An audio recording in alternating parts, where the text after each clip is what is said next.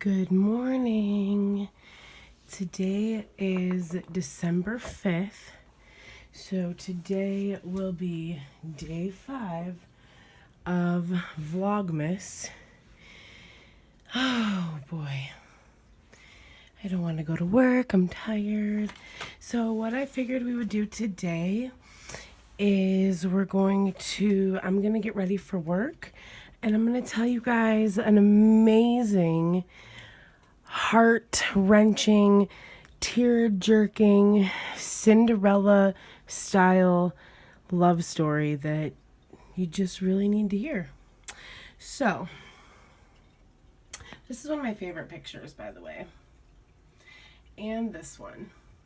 My brother passed away in February of last year, and he gave me that picture, the one right there, and he gave me that picture right before he passed away. So I keep them very close. Oh, you guys, look what I got. Look. I got some little star LED lights. Aren't those just to die for? I'm not sure if the camera will pick them up when I'm like doing my regular videos, but we'll see.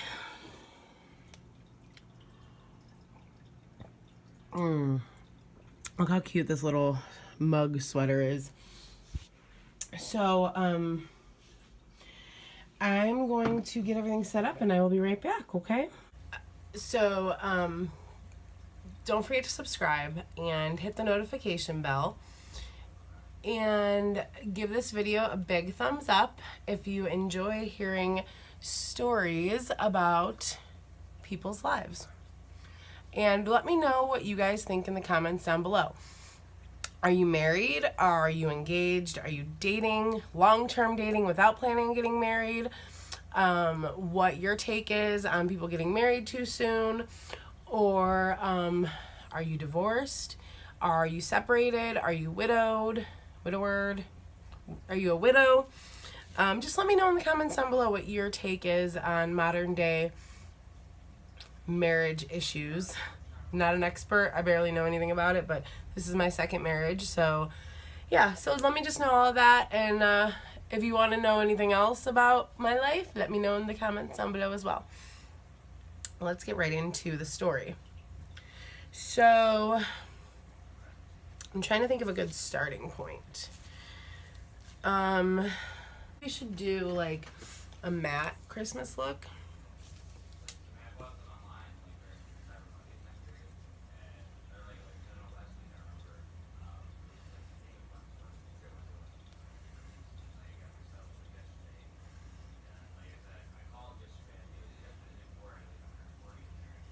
Yeah, let's do that. We'll do Pat another day. So I was working a crap job at a restaurant, and one of my friends, her name was Melissa, she had told me about this great new job that she got.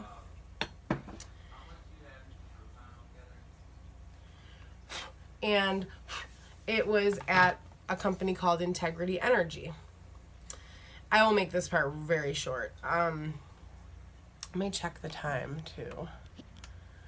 Okay, so she had gotten a job at Integrity Energy, and she told me how great it was, how you get to be an energy broker, and you don't have to have experience, and that I should apply because you make pretty good money. And I had never heard about energy brokeraging before in my life. So I had contacted them and sent them my resume. And I went in for an interview. I remember my mom dropped me off because I was really nervous. I wanted her to go with me. So I went to this interview, and they showed me some pay stubs from some of the employees, and the commission checks were like $5,000, you know, $4,000, $3,000, and they get commission once a month. So I'm like, financial freedom? What? You're calling my name? God, you finally have found my collar? During the breaks, the lunch breaks and everything, I kept hearing everybody talk about, oh man, the closer just closed this big deal. Oh, Minnick, the closer. Oh my God, Minnick, how'd you close that huge deal? So I kept hearing about this guy named the closer, and I'm like thinking like, oh boy, there's a lot of competition here. And during the training, I'm like, this is going to be a lot harder than I thought. So one day I was outside during one of the smoke breaks, and I was standing there talking to this girl, Lynn, who worked there. And all of a sudden I heard the door swing open, like very dramatically. And this young-looking guy walked out. Actually, he didn't walk out. He jumped out the door, and he was like, yeah, I just closed a 3 million kilowatt-hour deal. What's up now? I wanted to kill this kid. I wanted to go over and punch him in the face and be like, oh, stop bragging. Like, God, people brag here a lot, right? He was wearing, I'll never forget, he was wearing some jeans with the ripped up knees, and he had 2 hoodies on. It was December. He had 2 Puma hoodies on, a red one and a blue one. It was like black, but with like red trim, and the other one had blue trim. And, I mean, I've seen people wear 2 hoodies before when they don't want to wear a winter coat. So I remember, and this kid, he had like the thick rim glasses, and he was just bragging. So he walked over by us, and someone was like, oh, good job, Minnick. And I was like, that's the closer? That guy's the closer? So I was like, oh, great, you know. So he came over, and he was talking to me and Lynn, and he was like, you look really familiar. Do I know you from somewhere? And I was like, I don't know. Where are you from? You know, all like, oh, yeah, He was like, oh, I'm from Parma. I'm from the west side. I was like, yeah, no, I'm from a different area. Oh, I had to put more in this morning for those. So I'm like, I don't think I know you from anywhere. He's like, yeah, I totally know you from somewhere. So we were talking, and then we talked the next day, and it was, fast forward a week later, it was the week of my birthday. And it was a Thursday, and he was like, oh, so your birthday's tomorrow? And I was like, yes. And he was like, so what are you doing for your birthday? And I was like, oh, my son's going to be at his dad's house, so I don't really think I'm going to do anything. I'm probably just going to sit home, watch a Lifetime movie with some hot cocoa, and kind of just keep it low-key, because at this point I was turning, I think, 27, so I was like, yeah, it's no big deal. Like, at this point, my birthdays were all about my kid. And he was like, well, you can't just be alone on your birthday. And I'm thinking, like, sir, you know nothing about my life. You don't know what you're talking about. I can be alone on my birthday. And I had just gone through a breakup with a guy that I dated for like a short period. I'm like, well, I saw your Facebook last night, and what about your girlfriend? Is she gonna be mad? And he was like, oh, don't worry about that. So I'm like, okay. So then later on, when he asked me if he could take me out for coffee or whatever, I kept thinking to myself, like, this guy doesn't know how to get a hold of me. Like, we're not friends on Facebook. He doesn't know my number. He doesn't even know where I stay at. So I wrote my number down on a Post-it note, and I slapped it on his desk when I walked by. I was like, you want to take me out for my birthday? Here's my number, call me. He said no one had ever done that to him before. So, fast forward to Friday. That night before, Thursday night, he told me that he was taking off half a day or a whole day because he had a vacation day left, and he wanted to use it before the year was up. So he's like, I might not be at work, but I will come pick you up. Yeah, my car was in the shop, so my mom was like taking me to work every day for like 2 weeks.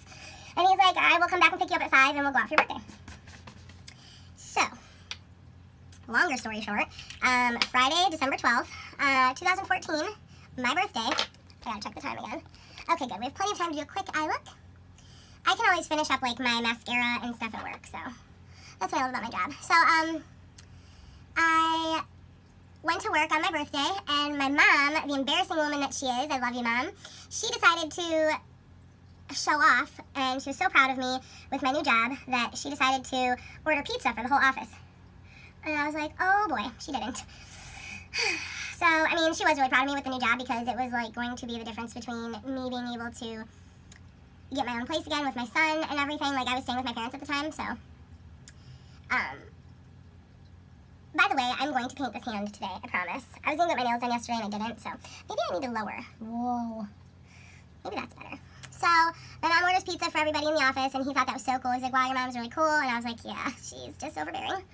Sometimes she's a lot to handle. 5 o'clock rolls around. He actually ended up coming to work. He did not take his vacation day. He ended up taking it later on. But he ended up coming to work, which I thought was adorable, because, you know, he came to work to make sure we were still going out on our date. I am laying down Flashback, the white shade in the James Charles palette. So 5 o'clock rolls around, and I went outside, and I was waiting, and he came outside, and he was like, you ready? And I was like, yeah. So we get in his car, and he had a girl car, a green Toyota. He still has it. He's like, what do you want to do? And I was like thinking, like, I can't eat in front of this guy. I just met him. I don't even know if I like this guy, because he's kind of like a jerk. But he was cute. Like, he was nerdy in a cute way. So I'm like, okay. I'm like, let's just go get coffee. Let's start with coffee. So we got coffee, and we sat at Starbucks. Yeah, the Starbucks in Parma, where he's from. We got coffee there, and I was like, so does your girlfriend know that you're out with another girl for her birthday? Like, does your girlfriend not care or something? Like, do you guys have an open relationship?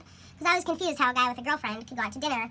And he was like, oh, well, I took care of that. And I was like, what do you mean you took care of that? And he was like, well, I broke up with her. And I was like, oh my God, why'd you do that? And he was like, I wanted to take you out on a date. And her and I had been on and off for 5 years, and it really wasn't going anywhere at this point. And I'm not the cheating type, so I broke up with her.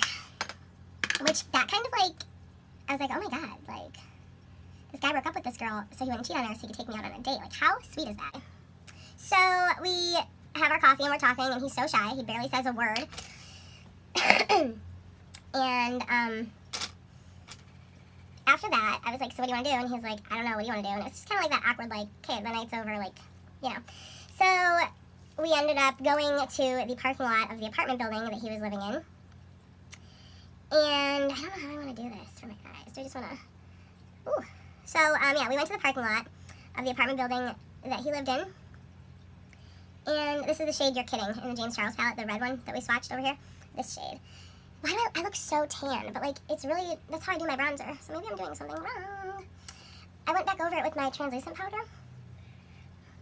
It'll all look different when I'm done. So, we just kind of sat in his car and talked for, like, 3 hours. And at one point, I remember we were just having such a good time talking, like we didn't want the night to end. He like looked at me and he was like, we still joke about this. He was like, I know you want to kiss me. And I was like, okay. So we kissed and we hung out the next day. And the next day. And the next day. And he met my mom, and she was very impressed with his career. And he looked at my mom and he said, this was 2 weeks after we met, he said, I really care about your daughter. And then we moved in together. There was a guy that we worked with, his name was Eddie Valentino. I will never forget, he was like one of those macho Italian guys. He has since passed away, which was really hard for David and I to deal with because he was our first roommate as a couple, and we actually got married while we were living with him, so we really took his death kind of hard.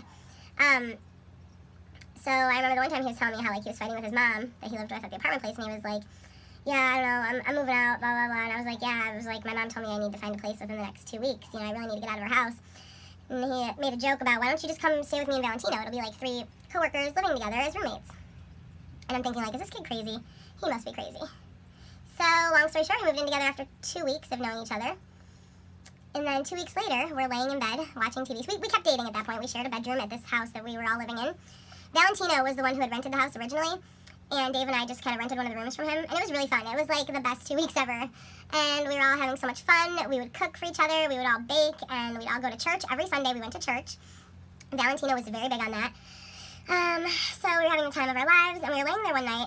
And I was like, man, I'm just having so much fun with you. Like, I can't imagine my life without you at this point. And that's kind of crazy when you've only known someone for a short period of time. So he made a joke. And he was like, yeah, it's kind of crazy how, like, I can't imagine my life without you either, even though we just met. He was like, we should just get married so we don't ever have to live without each other. I think he was joking. We found a guy on Craigslist who charged $75, and we went to him. So, this is the almost finished product. I still have to do mascara and eyeliner and blush and highlight, but look at my cute little Santa bow. And I have green eyebrows, and I love it. I'm wearing Ruby Woo by MAC. So, I did do like the glitter detail. I'm gonna fix it up. So, when you get married after 57 days, you then have to get to know each other, which was the hardest part for us. We didn't know anything about each other. We didn't know, you know, the little quirks that people have, the flaws, the habits, and the friends and the family and the favorite TV shows, and it was like moving in together, and then we started dating. But we were already married. We had this legal binding piece of paper, and yes, if we had realized that it was a mistake, we could have easily went and got it annulled or a divorce. But the first year, I would say, is the hardest. And I remember we were starting to have some crazy fights, like fights over stuff that we knew was just simply because of the fact we got married too soon. And there were times we talked about, like, hey, maybe we made a mistake, maybe we should get a divorce, maybe we should try to get this annulled. And there were so many times that we would end up having these arguments and then these talks, and both of us would say, you know, I don't really believe in divorce. Yes, I've been divorced before, but that was out of necessity for everybody's safety. So it's like, we didn't want to just give up. Like, we did this because we wanted to never have to live without each other, and we didn't want to let that go. And 4 months after we got married, we ended up pregnant with Charlie, our 2-year-old, who will be 3 soon. We ended up pregnant with her, and during the pregnancy, we got so close, and it's like at that point I knew that I could never live without this man. And to this day, we still say that nobody should get married that soon. And when people ask us, we still believe that that's true. You should never marry someone after 57 days. But for us, it worked. And what works for some people doesn't work for everybody. All right, guys, I'm at work. I'm going to go clock in. I'll be right back. I had to check out at the store.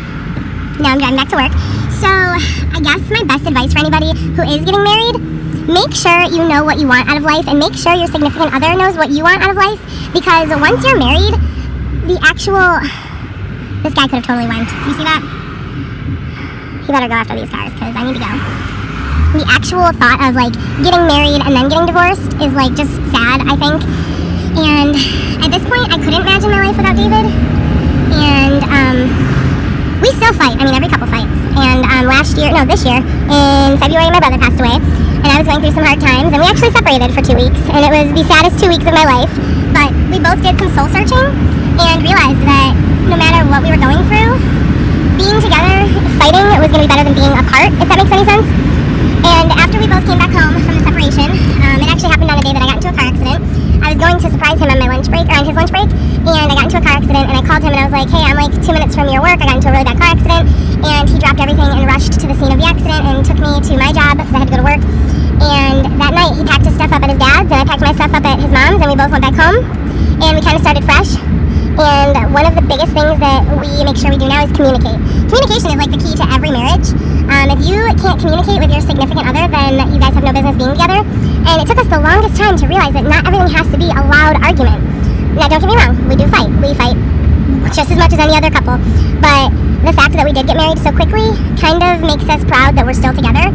And I know he's not going to watch this, but if you do watch this, babe, then I would rather fight with you every day for the rest of my life than to live without you. One of the things that we have issues with is time management. Time management is the death of a marriage. If you can't spend quality time together, then of course things are going to get stressful, people's feelings are going to get hurt, and now our daughter stays overnight at his mom's house once a week, every Tuesday, and which was last night, so last night we had us time, and we literally laid in our bed cracking up over a yawn war. Like, I kept yawning and he would laugh and it would make me not be able to finish my yawn, and then he would yawn, and we were laughing so hard that we had tears in our eyes, and it was just so fun. And it's those moments that really help us get through the hard times. I will leave you guys with a quote on the whole marriage topic. So you have to figure out what gets you from one happy snapshot to the next. You can have a whole photo album and family memories. You can have a whole book of happy pictures, but it's the everyday hard work that you put in that gets you from one happy snapshot to the next. That's what's important. That's what makes a marriage. You got to put in the work. You got to learn how to talk to each other, and you have to learn what it is about that person that made you fall in love with them. Hey guys, so